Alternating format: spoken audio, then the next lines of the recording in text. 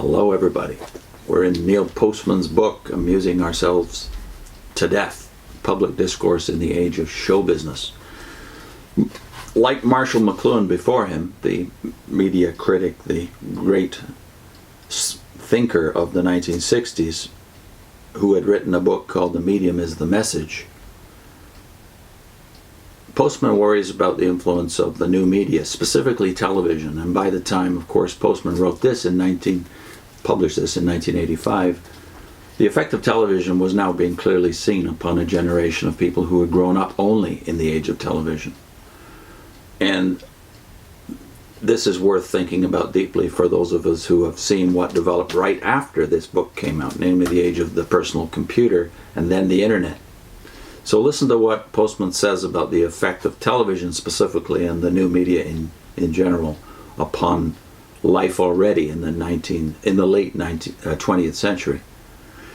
A major new medium changes the structure of discourse. It does so by encouraging certain uses of the intellect, by favoring certain definitions of intelligence and wisdom, and by demanding a certain kind of content.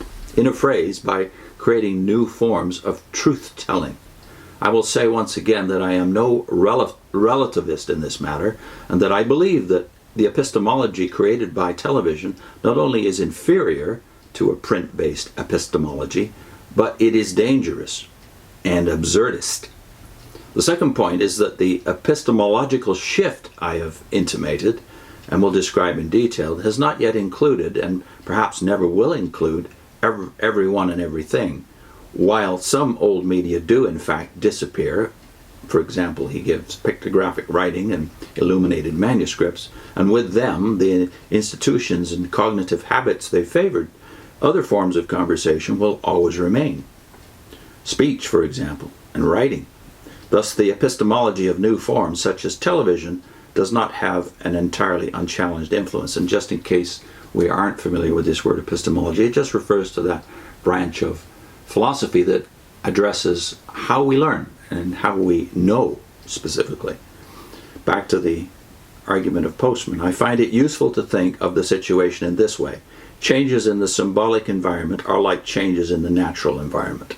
They are both gradual and additive at first, and then, all at once, a critical mass is achieved, as the physicists say. A river that has slowly been polluted suddenly becomes toxic. Most of the fish perish. Swimming becomes a danger to health. But even then, the river may look the same, and one may still take a boat ride on it. In other words, even when life has been taken from it, the river does not disappear, nor do all of its uses, but its value has been seriously diminished, and its degraded condition will have harmful effects throughout the landscape. It is this way with our symbolic environment. We have reached, I believe, a critical mass in that electronic media have decisively and irreversibly changed the character of our symbolic environment. We are now a culture whose information, ideas, and epistemology are given form by television, not by the printed word.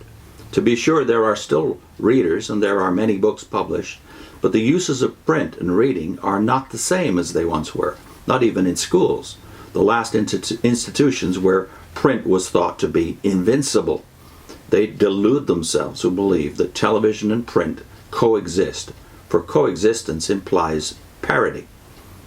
There is no parity here.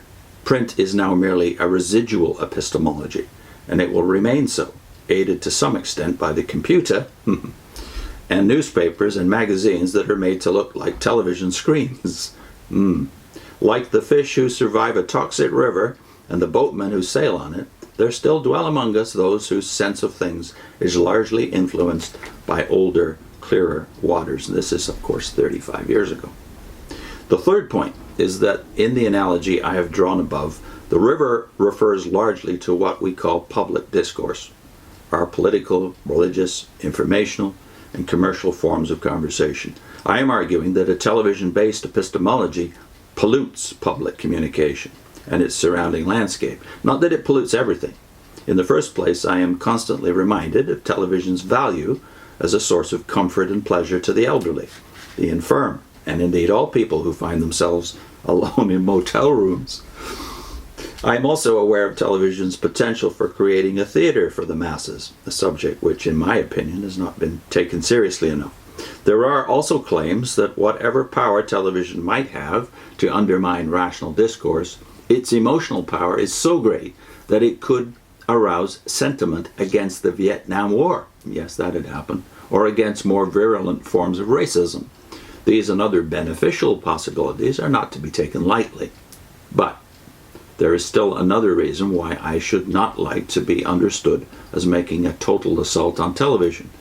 Anyone who is even slightly familiar with the history of communications knows that every new technology for thinking involves a trade-off. It giveth and taketh away, although not quite in equal measure. Media change does not necessarily result in equilibrium. It sometimes creates more than it destroys. Sometimes it is the other way around. We must be careful in praising or condemning because the future may hold surprises for us. The invention of the printing press itself is a paradigmatic example. Typography fostered the modern idea of individuality, but it destroyed the medieval sense of community and integration. Typography created prose, but made poetry into an exotic and elitist form of expression.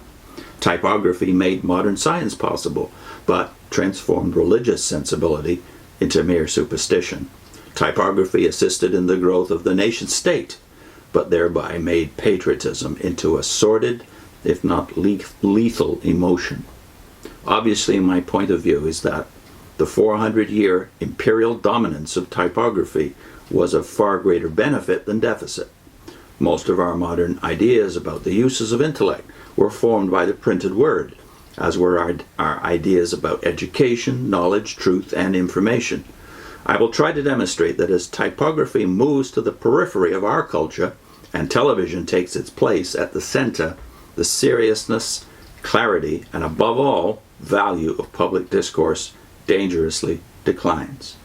On what benefits may come from other directions, one must keep an open mind. In the next segment, I wanted to highlight what Neil Postman said about the age of disinformation. He cites the Iranian crisis. Iran was in the news in 1979, just before Postman put together this book.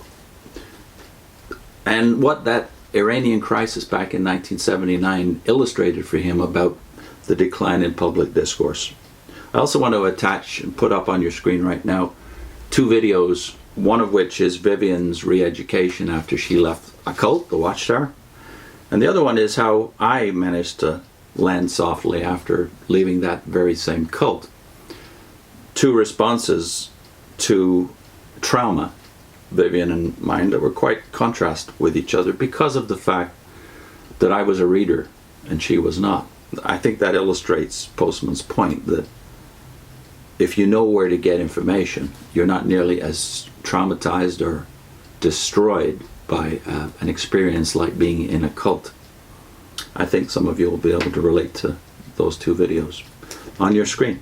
Next time, the age of disinformation.